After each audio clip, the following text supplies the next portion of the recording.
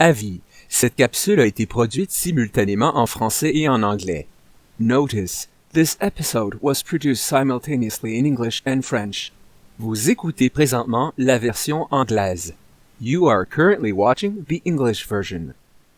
Hello and welcome to Stereotypic STeist. I'm your host, Guy from the other day. Today we're going to talk about a point-and-click adventure, intrigue, and puzzle game that was requested by a patron via Patreon. Developed and published by Lucasfilm Games, this game is Indiana Jones and the Last Crusade, released in 1989 in its DOS, Amiga, and Atari ST versions.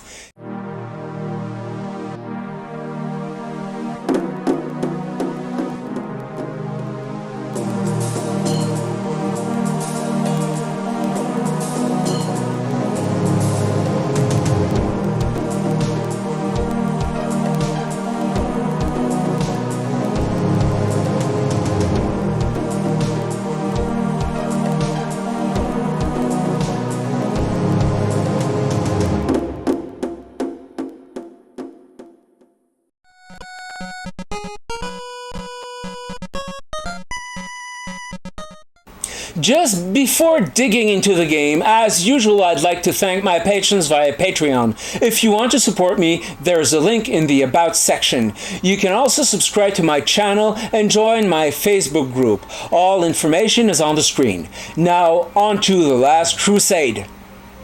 Or perhaps I should first talk about the point-and-click genre. This category took over from adventure games involving the command parser, which took over from text adventure games with or without visuals, depending on the era.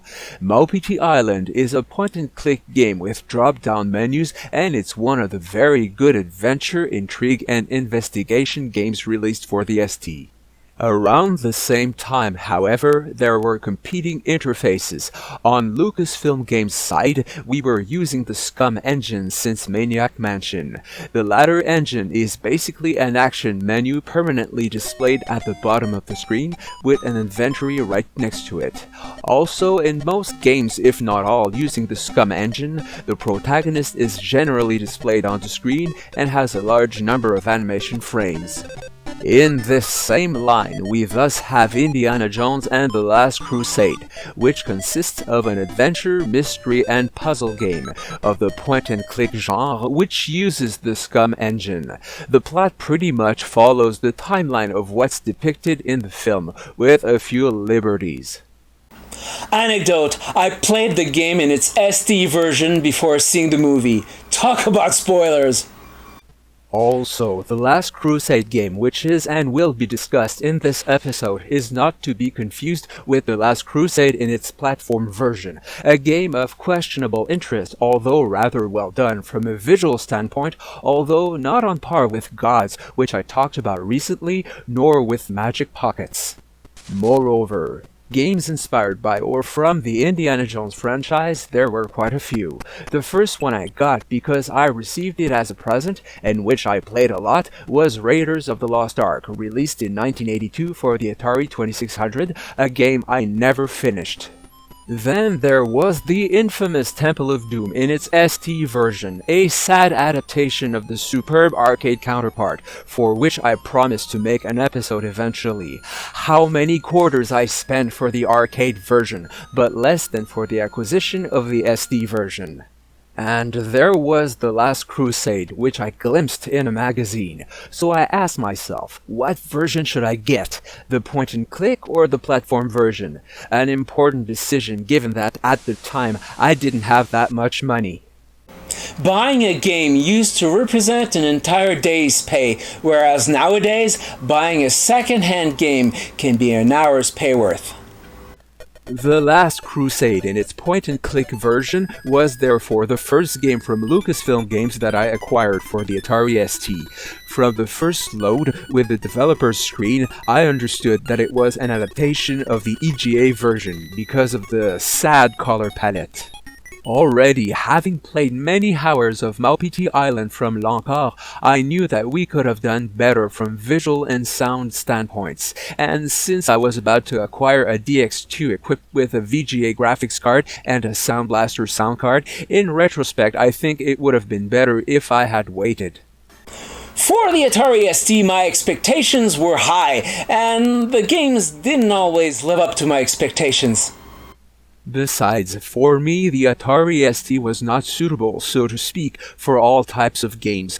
I'd say for some RPGs, either turn-based or in real time, yes, with an intuitive interface.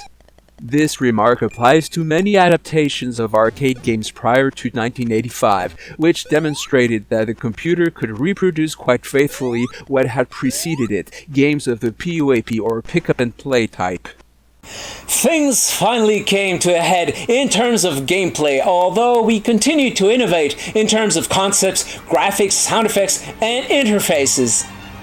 In addition, regarding the Last Crusade's interface, as I explained earlier, we used the SCUM engine, which facilitated the choice of possible actions. All you had to do was click on items on the screen to try to grab or move them, and speculate regarding what each might be used for.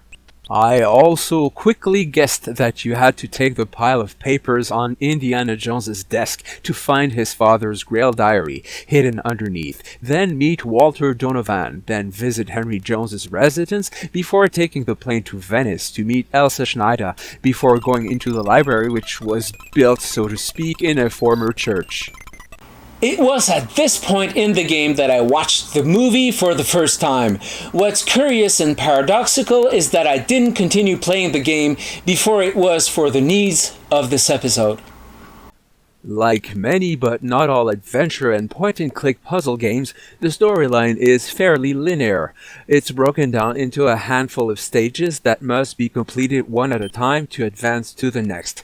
In this sense, one can wander or even struggle for a very long time before understanding what to do to move forward in the story, even if nothing is very cryptic. In addition to the SCUM engine, some segments borrow from other types of RPG games, such as Rogue or Ultima or Temple of Apshai. With some caution, I would have even compared it to Beyond Castle Wolfenstein, especially when Indiana Jones is challenged and confronted by a guard or soldier inside the castle. It's a segment that borrows from the stealth genre. That is to say that we try to progress in the plot without arousing too much suspicion and without having to kill everyone. The castle segment, for example, sometimes involves dressing up as a guard or soldier, or even as a butler/servant/waiter. The idea is to get away with it as best you can without resorting to violence.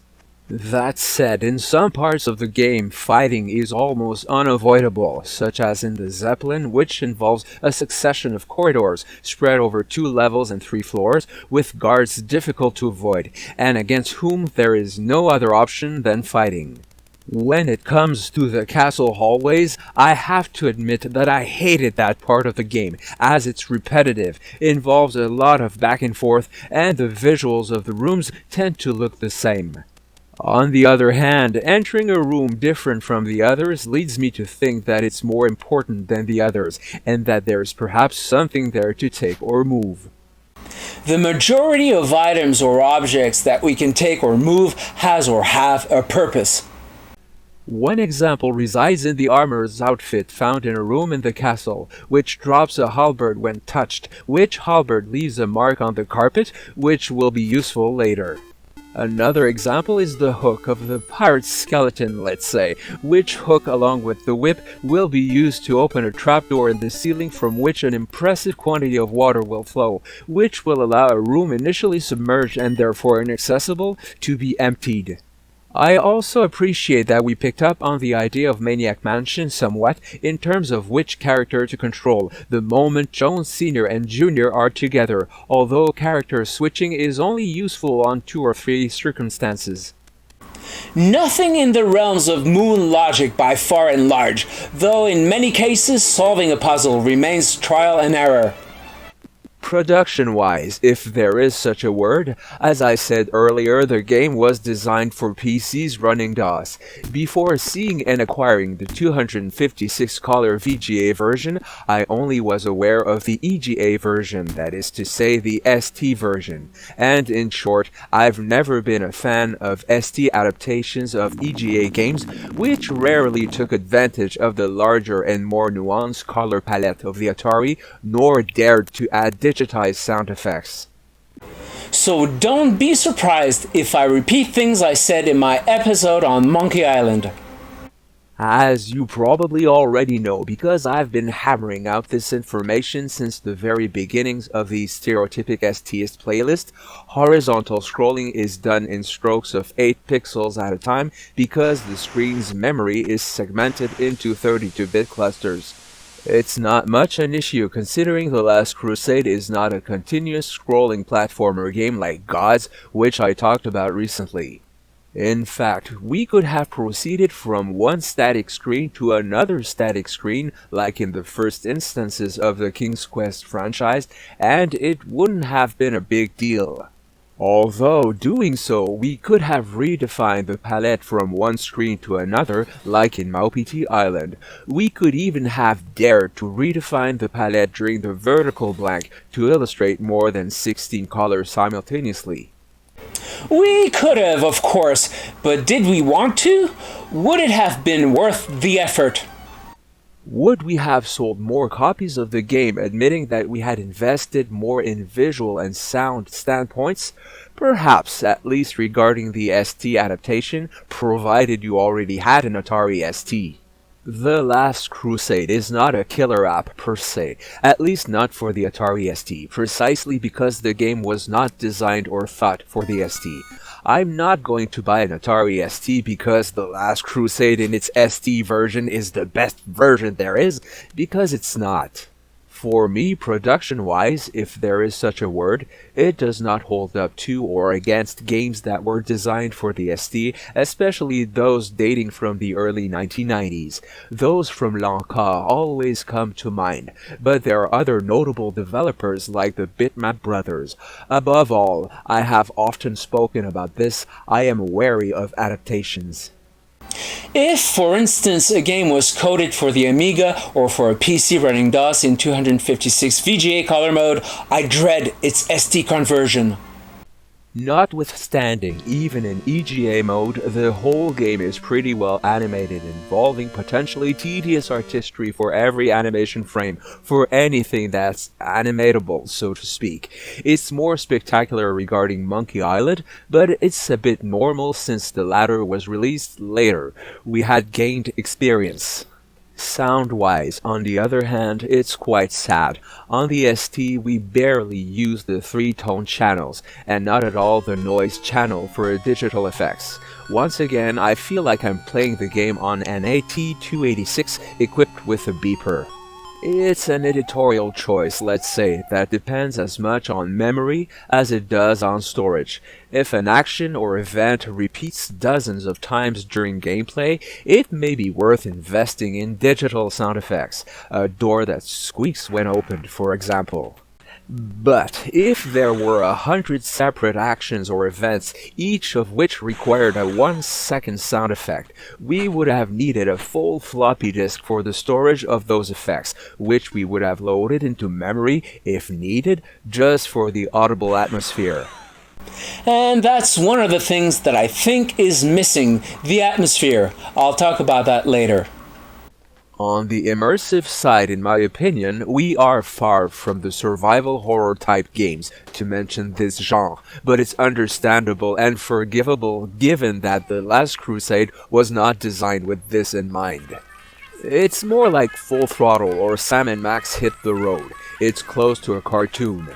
We've somewhat abandoned the SCUM engine in favor of a very intuitive game mechanics involving the 2 mouse buttons and an action menu when the left button is held down. So, we've come a long way since Maniac Mansion, and The Last Crusade kind of marks a milestone in the development of point-and-click style games using the SCUM engine. That said, what about the replayability of The Last Crusade? It's like Monkey Island as well as other point-and-click adventure and puzzle games. Once you know the solution to the game and see the end of it, the interest is relative and questionable. We could of course attempt speedruns, as is the case. And it's also fascinating to watch internet YouTubers complete The Last Crusade in just over 20 minutes. Otherwise, in my opinion, it's of little interest, especially since there are segments in the game which are, well, very long and a bit boring. What adds to the little replayability the game offers is that it has a few random elements, which vary from game to game. For example, the location of the entrance to the catacombs, or the appearance or looks of their grail itself. Additionally, the game's storyline changes depending on whether you choose to travel by plane immediately after the castle chapter or by zeppelin or airship. There are few, if any, dead ends at all. In other words, there is almost always a way to get out of any situation and progress in the plot. In this sense, it's well thought out, even if it was not the game's replayability that would have been taken into consideration. Moreover, it would have been difficult to push the random aspect further, given that the game is dependent on an already existing scenario, namely that of the movie. We can therefore appreciate that the game's scriptwriters stuck to the latter, with certain freedoms. An example is the end of the game per se, more precisely one of the last scenes in which it's possible to recover the grail which is out of reach, thanks to the whip, to return it to the knight, which is not the case in the film. But where does The Last Crusade fit in its category, and has it aged well? It all depends on where you look. What's recurring in ranking websites is that games from Lucasfilm Games or LucasArts arrive among the first. Sometimes The Last Crusade is part of the list, sometimes not. It depends on whom does the ranking and according to what criteria. What's missing, in my opinion, for the game to have aged elegantly is the atmosphere aspect. We certainly have, at times, film music that plays through the tone channels, and picturesque visuals where artists make the best use of the EGA palette. That's not what I'm talking about. In some games, day and night are distinct, time is counted, antagonists or other characters are mobile, their actions and reactions depend on your actions. A classic example of this is Ultima 5, but there are plenty of other games I could mention. Part of the ambiance comes from the fact that the universe seems to have a life independent of you, and it's possible to be in the wrong place at the wrong time, and it's not always planned or predictable. It's a bit of an open world style.